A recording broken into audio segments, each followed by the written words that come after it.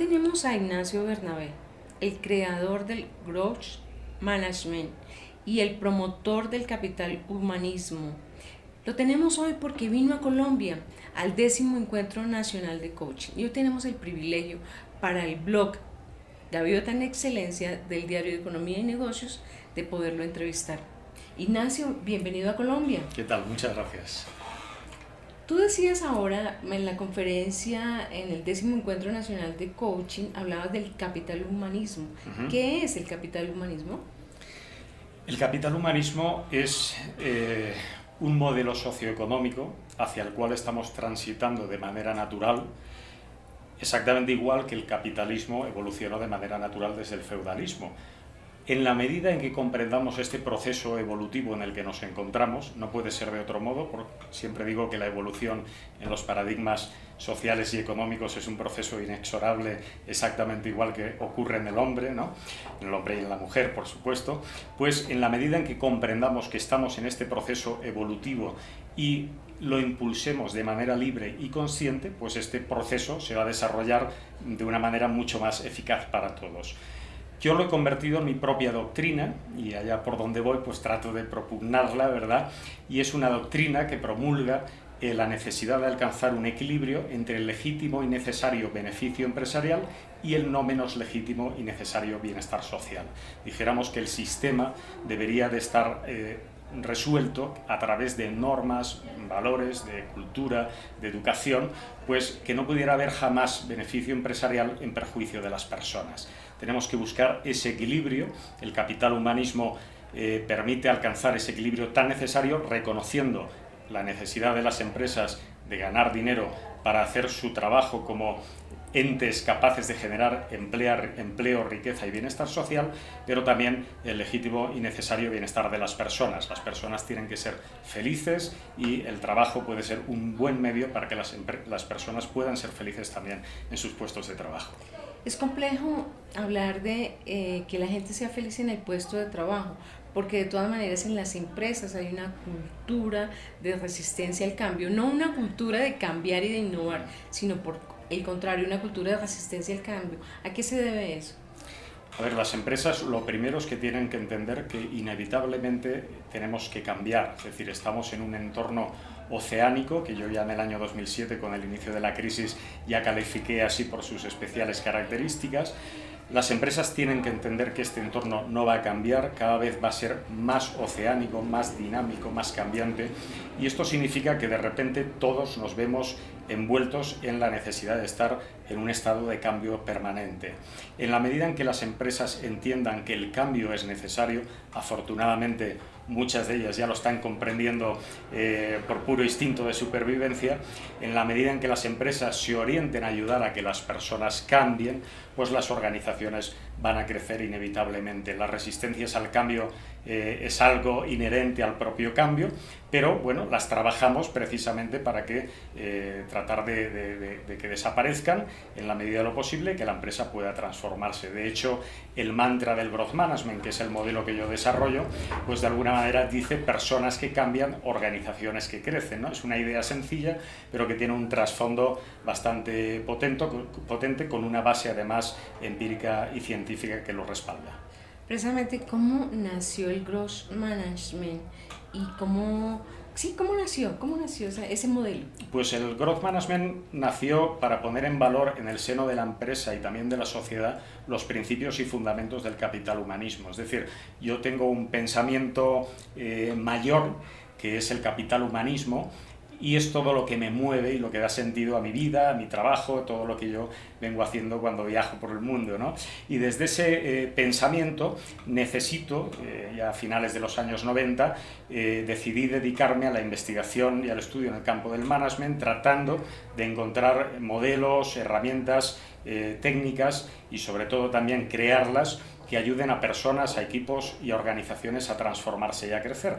Y en este sentido, bueno, nació el modelo Growth Management para poner en valor en la empresa y en la sociedad los principios y fundamentos del capital humanismo. Es una herramienta al servicio del capital humanismo. De hecho, yo trabajo para que las empresas capitalistas se conviertan en empresas capital humanistas. Volver a las empresas capital humanista tiene algunos costos, algunos beneficios, es decir, por ejemplo, ahora hablábamos con la gurú de la felicidad y decía que hay unos costos, 1.2 billones de pesos se pierden las compañías estadounidenses por no tener una cultura de felicidad. ¿Hay algunas cifras también en los temas de management? ¿Cuánto pierden las empresas por esa resistencia al cambio? Claro, tenemos que tener en cuenta que el management tradicional ya no funciona. Es decir, el management tradicional fuertemente orientados a los objetivos, quizá en un entorno en calma, bueno, pues ha tenido un sentido y ha generado valor durante muchos años, ¿no? Pero ahora estamos en un entorno altamente dinámico que nos está obligando a cambiar. Las empresas tienen que hacer un esfuerzo por ayudar a que la gente cambie y sobre todo que ese cambio sirva para encontrarse a sí mismas. Yo siempre digo que no hay mayor cosa que nos acerque a la felicidad que encontrarnos a nosotros mismos. Por eso siempre digo que el autodescubrimiento es mucho más poderoso que la autorrealización.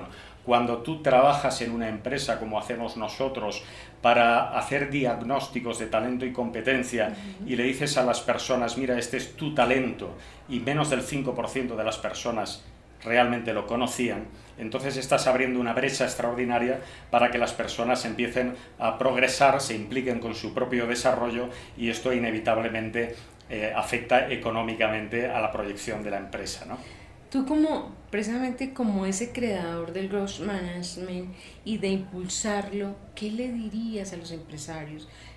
¿Qué es, por ejemplo, lo que tiene que cambiar en la cultura, por ejemplo, de los colombianos, desde tu visión, desde tu experiencia? A ver, los colombianos tienen muchísimo talento, ya lo he dicho Sí. antes, y no es que lo diga esto en Sí. todos los países, es algo fácilmente reconocible porque el talento se puede reconocer mediante un diagnóstico científico, como nosotros hacemos, pero también simplemente observando las actitudes, ¿no? Yo lo que les diría es que siempre digo lo mismo, es decir, la apuesta por las personas uno la puede hacer por vocación, pero si no lo hace por vocación, pues háganlo por responsabilidad social, incluso más allá, por lo menos por inteligencia, ¿no? La apuesta por las personas está demostrando que estamos poniendo en valor una serie de capacidades ocultas que ni siquiera antes conocíamos y esto está repercutiendo en un valor importantísimo en las empresas. Que tomen conciencia los empresarios colombianos, además sé que están muy por la labor, yo ahora voy a estar en Colombia durante 11 días, me reúno con 11 de las empresas más importantes de este país y realmente son empresas que están muy interesadas en desarrollar el growth management porque el growth management permite generar ese impacto muy alineado en el pensamiento que ya ellos tienen. Lo que pasa que hace falta metodología, herramientas y el growth management no solo aporta una visión, sino aporta también esa metodología que en el campo del management hacía falta para asumir los retos que nos estamos encontrando ya en el presente, no voy a decir en el futuro, pero ya en el presente. Tú como experto que has estado en muchas empresas y seguramente has visto que hay una condición constante en los empleados o en los colaboradores y tiene que ver con que muchas personas se levantan a diario a trabajar pero se levantan desmotivadas, tienen un empleo pero no son felices en el trabajo, no se sienten satisfechas. ¿Qué sucede ahí? ¿Qué es lo que hace falta precisamente para que la gente vaya a gusto a su trabajo y haga lo que le gusta? ¿Cuál es como esa fórmula? En primer lugar, hace falta alinear el talento de las personas con los puestos de trabajo y con las responsabilidades que cada uno asumimos en nuestro día a día, ¿no? Esto es lo que hacemos nosotros. Tratamos siempre, después de un diagnóstico, de recomendar incluso cambios de equipo, cambios estructurales o personas que podrían estar sacando mucho más partido en otros puestos de responsabilidad, ¿no? Y sobre todo lo que hace falta es mucho liderazgo. Los líderes, los growth leaders o los líderes orientados al crecimiento, pues de alguna manera saben que tienen que volcarse en sacar lo mejor de las personas. Pero la intuición a veces no es suficiente. El management, el liderazgo, se ha movido a lo largo de los años dejando a la libre intuición o a la libre capacidad natural de cada cual este tipo de acciones de liderazgo hacia los demás, ¿no? Pero precisamente con el Growth Leadership lo que estamos aportando son herramientas con base científica a los líderes para que puedan sacar lo mejor de las personas. Un economista racional te diría que eso no se ve reflejado en las utilidades o en la productividad de la empresa. ¿Tú qué le dirías? Bueno, lo que siempre digo, ¿no? Mm, Es decir, yo trabajo mucho con ingenieros, con sí, economistas, son los más duros y que me perdonen, sí, pero bueno, es verdad, cada cual sí, tiene su visión y su talento y bueno, pero sí que es verdad que les cuesta un poco más entender estas cosas, ¿no? Al final una buena forma de ujú, demostrarles que esto genera un impacto directo sobre los números, que es lo que ellos suelen ver, es sí, hacer una prueba piloto, ¿no? Yo suelo muchas ujú, veces trabajar con un equipo muy concreto, hacemos una prueba piloto y monitorizamos los resultados durante un cierto tiempo y de cómo estos resultados han sido capaces de impactar directamente en la empresa, en los resultados económicos, pero también sobre el resto de las personas que estos líderes tienen a bien inspirar cada día, ¿no? Es decir, cuando hacemos un liderazgo muy orientado al crecimiento de las personas, de los equipos y de las ujú. organizaciones, realmente estamos generando un impacto económico y social muy importante. Como me interesa que la gente sienta y el mensaje de qué es ese cambio, ¿qué le dirías tú a un ciudadano del común para que adopte algo en su vida que lo genere, que le genere el autodescubrimiento? Yo le diría, recordando a Frankel, Frankel decía que el sentido es la mayor causa de motivación en el ser humano. Yo he podido comprobar que solo cuando encontramos un sentido transformador, nuestras acciones se tornan transformadores y entonces nos damos la oportunidad de crecer. Esto significa que solo cambiamos, solo miramos hacia adentro de nosotros mismos cuando queremos que algo que nos resulta relevante cambie. Entonces, yo le diría a un ciudadano colombiano que busque dentro de sí mismo, que busque en su entorno algo que de verdad le resulte muy relevante, algo que le inspire para hacer un proceso personal de cambio, de autodescubrimiento, de crecimiento, porque solo desde el cambio en lo personal podemos generar valor a otras personas. Siempre digo que el cambio en lo personal produce Sí. valor en lo empresarial, en lo económico, en lo social. El ciudadano de a pie es un líder también. Siempre digo que el liderazgo es para la empresa y para la vida, porque todos nosotros, ser líderes es ser una referencia para otras Sí. personas. Todos nosotros somos padres, somos hermanos, somos compañeros, somos amigos, todos somos una referencia para muchas personas que necesitan cada día de nosotros. Busquen dentro de su interior ese sentido profundo para su vida y empiecen a trabajar para descubrir lo mejor que tienen dentro y darlo a los demás. Es la mejor forma de crecer. Una última es, tú hablabas del ego. ¿Cómo limar el ego para poder trabajar en equipo, que es uno de los mayores desafíos que tienen las compañías y los seres humanos a la hora de trabajar en equipo? Desde la humildad y la generosidad. Siempre digo que la palabra humildad viene de humus. Humus significa tierra. La humildad nos hace tener los pies en la tierra, nos hace darnos y entregarnos a los demás, dejando nuestro ego a un lado y verdaderamente dejándonos llevar como nosotros somos en esencia. Y cuando tú conectas con las personas porque te muestras como tú eres en esencia, eso se percibe y entonces estás dando la oportunidad de crear relaciones sostenibles, sanas, equilibradas, estás dando la oportunidad de crear un gran valor en las personas. Entonces, dejar el ego a Sí. un lado, ser humildes, ser generosos, entregarse a los demás y esto nos va a ayudar a crecer como profesionales y más allá, desde luego, como personas. Gracias Ignacio por esta entrevista y gracias por esos mensajes para que cada ser humano transforme su vida y se dé el paso de autodescubrirse, de hacer esas pequeñas acciones, decías tú, de trabajar en lo pequeño para encontrar lo grande. Correcto. Y además siempre digo algún mensaje bastante interesante que yo creo que en un momento como este además puede ayudar, es no busquen la felicidad, búsquense a sí mismos y ella les va a encontrar. Es decir, hagan procesos de autodescubrimiento profundos. Hay mucho dentro de cada uno de ustedes que tiene que darse a los demás y esa entrega a los demás, ese proceso profundo de autodescubrimiento es capaz de generar un valor incalculable.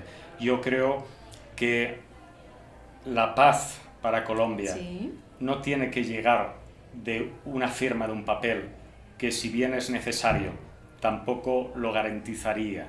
Yo creo que los ciudadanos colombianos tienen que, sobre todo, poner en valor 3 conceptos que aplicamos en el Growth Management en forma de metodología y que son profundamente transformadores, que son crecer, caminar y amar. Yo creo que la paz en Colombia es un proceso muy al alcance, sobre todo si los ciudadanos ponen en valor estos 3 conceptos. Interesante, crecer, caminar y amar. Y entonces uno dice, bueno, ¿y cómo es el crecer? ¿Cómo es el caminar? ¿Y cómo es el amar? Para que quedemos ahí claritos con el tema. Cuéntanos. Crecer significa ser capaz de hacer un proceso de introspección permanente, de tomar contacto con nuestra propia esencia, de descubrir quiénes somos, qué talentos tenemos, con qué sentido los vamos a poner en valor. Significa salir de esa caja de cristal en la que todos permanecemos encerrados casi siquiera sin ser conscientes de ello.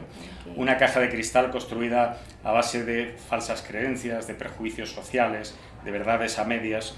Significa romper con todo eso para empezar a construir nuestro propio camino.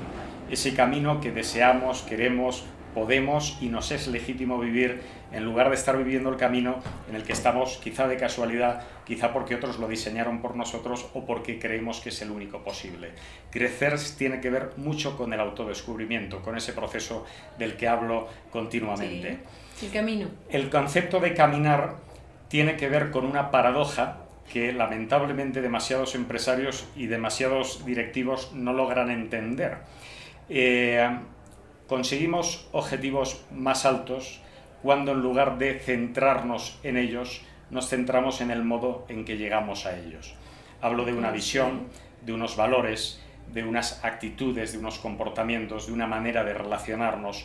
Cuando tú pones el foco en las personas, cuando tú ayudas a las personas a caminar, a disfrutar cada día con lo que haces, cuando tú pones el talento de las personas en línea con sus puestos de trabajo, entonces las personas caminan, disfrutan cada día de lo que hacen y esto genera objetivos mucho mayores. ¿Y amar? Y amar, pues, ¿qué te voy a decir? Amar es un concepto todavía que esconde muchos prejuicios, nos cuesta hablar del amor, ¿no? Yo recuerdo en una entrevista, una larga entrevista que me hicieron hace 2 años ya, en las Islas Canarias. Yo daba una conferencia en un congreso y tras esa larga entrevista terminamos hablando de amor y la periodista me dijo, disculpe, ¿le podría hacer una pregunta ya fuera de las cámaras? Sí. Digo, claro, y si le ha quedado algo, volvemos. Dice, no, es un tema personal. Dice, usted es creyente, ¿verdad? Digo, pues mire, ¿por qué lo dice? Lo dice porque hemos terminado hablando de amor. Dice, sí. Dice, pero usted lo habla con una profundidad que creo que usted debe ser creyente. Y digo, pues mire, no soy creyente, yo creo en las personas. Digo, pero el amor es algo universal y es tan bonito, tan profundo, tan hermoso y tan transformador que además tenemos que entender que es algo que va más allá de una actitud o de una emoción de afecto o de apego hacia otras personas. Hablamos del amor como actitud. La actitud de amar es la actitud de darse y dar a los demás, de entregarse cada día a otras personas, de querer ayudar a otros a crecer como profesionales y como personas. Yo trabajo para introducir el concepto de crecer, caminar y amar en las organizaciones. Y cuando esto empieza a formar parte de la cultura, realmente el cambio es extraordinario. Ignacio, muchas gracias por estar con nosotros, bienvenido a Colombia, que disfrutes tu estadía y siempre bienvenido a nuestro país. Muchas gracias por acogerme así. Gracias.